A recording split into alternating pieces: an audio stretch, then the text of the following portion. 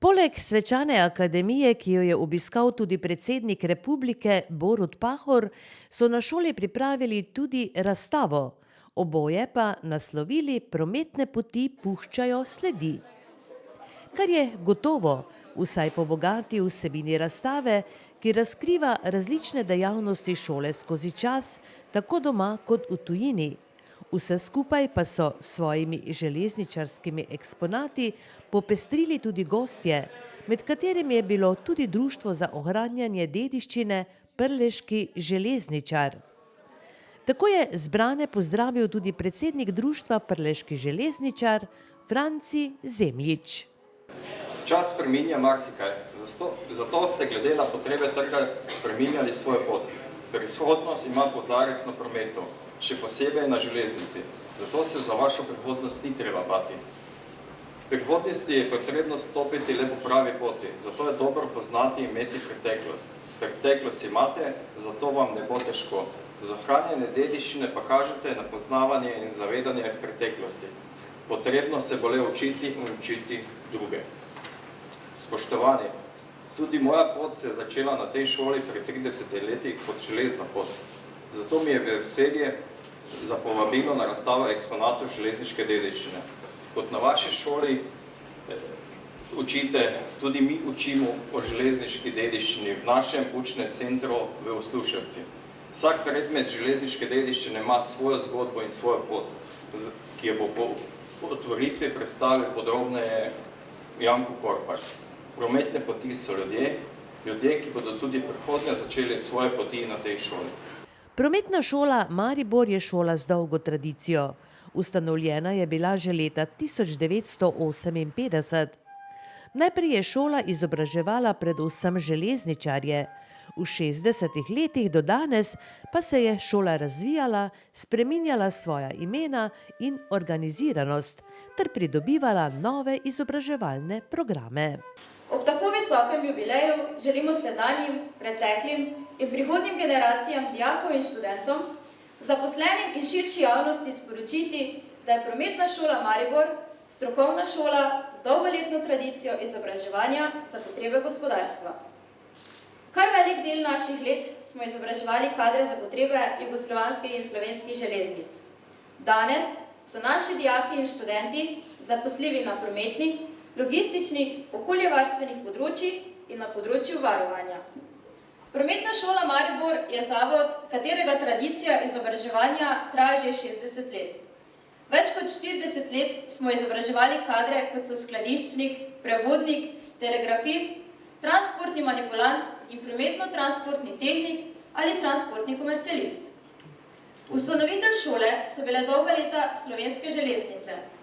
Leta 1999 smo uvedli izobraževalni program prometnih tehnik in šola se je preimenovala Srednjo prometno šolo in ustanovitelj je postala Republika Slovenija. Od takrat izobražujemo kadre s srednjo strokovno izobrazbo za širše potrebe različnih prometnih sistemov, cestnega in železniškega prometa. Leta 2001 smo se preimenovali v Zavod Prometna šola Maribor, ki od takrat združuje dve organizacijski enoti, in sicer Srednjo prometno šolo z dijaškim študentskim domom in Višjo prometno šolo. Slednja je pričela s študijskim procesom v letu 2002 in 2003 v obliki izrednega študija in študija na daljavo v programih promet, cestni in železniški promet in logistika. Leta 2004 in 2005 smo pridobili še programa poštni promet in komunala.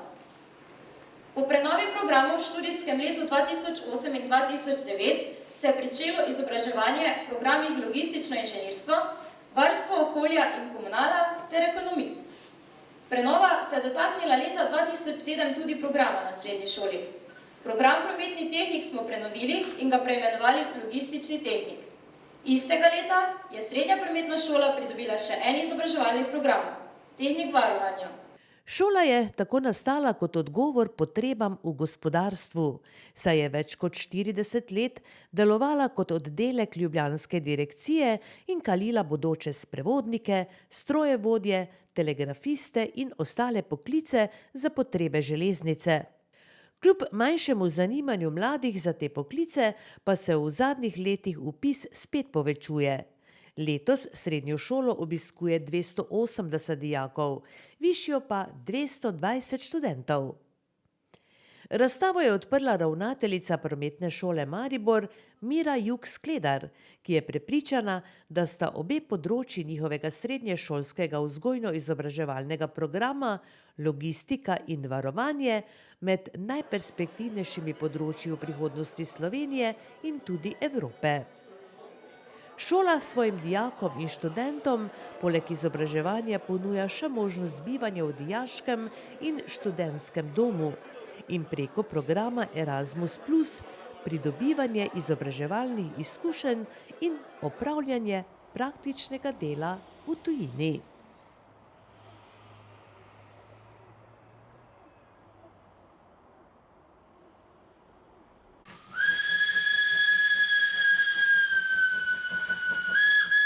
Pozdravljeni, spoštovani potniki.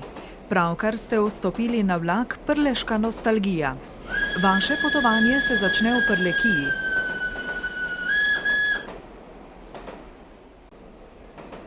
Za potovanje pa lahko izberete smer Dunaj-Trst-Budimpešta, s katerimi je Prlekija povezana od leta 1860. Odprtje proge Pragersko-Kotoriba Velika Kaniža je bila 24. aprila 1860, kar je le 3 leta po povezavi bogatih trgovskih centrov Dunaj in Trst.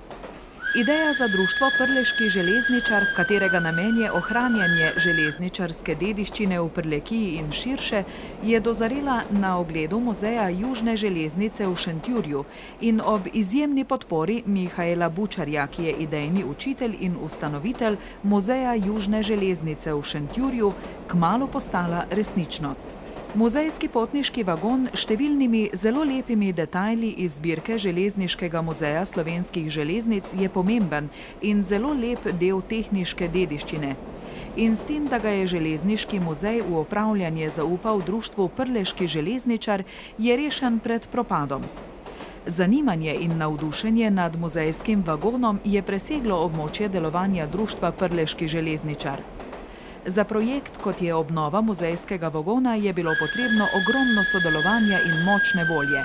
Ampak društvo Prleški železničar je kos dejanjem, čarobnosti in edinstvenosti, prizadevanjem in svojevrstnosti. Hvala, da ste za potovanje izbrali vlak Železniška nostalgija. V nadaljevanju pa se skupaj odpravimo novim idejam naproti.